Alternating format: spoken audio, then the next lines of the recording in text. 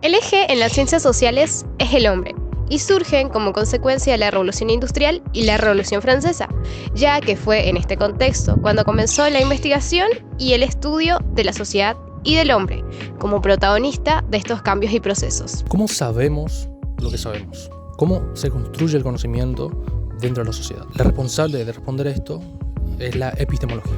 Es la ciencia que se encarga de estudiar los fundamentos y los métodos que se utilizan para construir conocimiento. Para poder entender las ciencias sociales, primero tenemos que saber qué es la ciencia. Y una definición que suelo dar es la de Aristóteles, que nos dice que la ciencia es el conocimiento intelectual cierto, fruto de la experimentación y de la demostración. Ciencias sociales son las ramas de la ciencia que estudian al hombre en la sociedad y todas sus dimensiones. Posee un objeto material, que es el hombre, y sus relaciones sociales, y también otro formal, que se encarga de estudiar específicamente con un método propio a ese objeto material.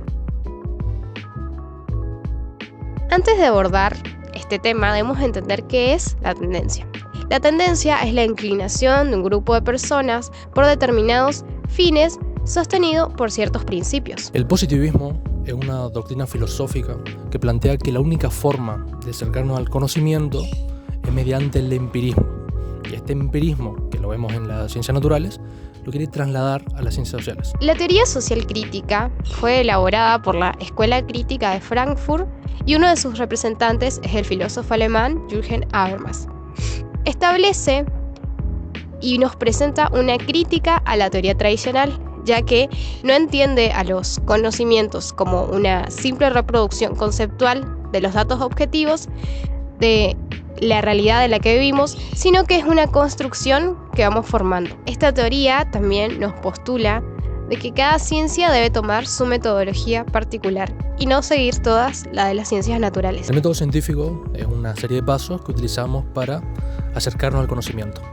También nos sirve para revisar los conocimientos previos. El problema que tenemos con el método científico es que en las prácticas áulicas se lo relaciona solo con las ciencias naturales, dejando a las ciencias sociales como una pseudociencia que posee un procedimiento, pero que no tiene un sistema o un método riguroso. Ramas son una construcción sistemática que nos sirve para organizar el conocimiento y estudiarlo de manera más específica. Las ramas que tienen las ciencias sociales son filosofía, historia, geografía, religión, antropología, comunicación, economía, educación, derecho, política, psicología y la epistemología.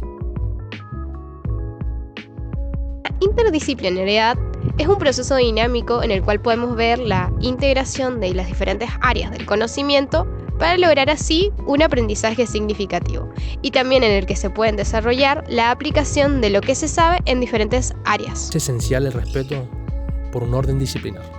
Tenemos que entender que son varias ramas trabajando en conjunto, y cada una tiene su propia identidad, la cual no puede pasar por encima de las otras. Por eso es fundamental el respeto y el diálogo.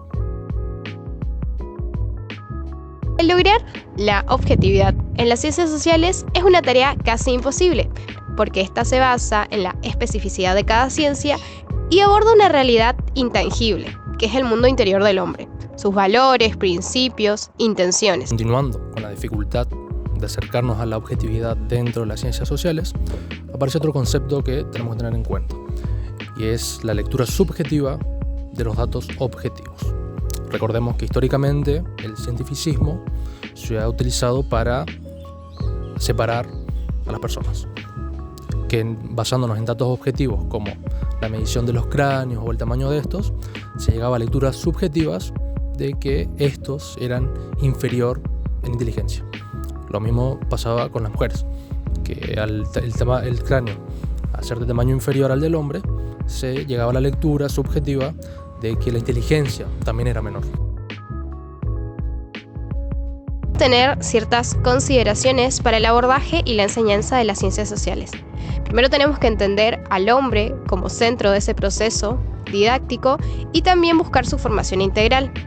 Debemos hablar también de una pedagogía basada en valores y formar comunidades en el amor. Y también debemos entender a la realidad como punto de partida y a la cultura como eje transversal.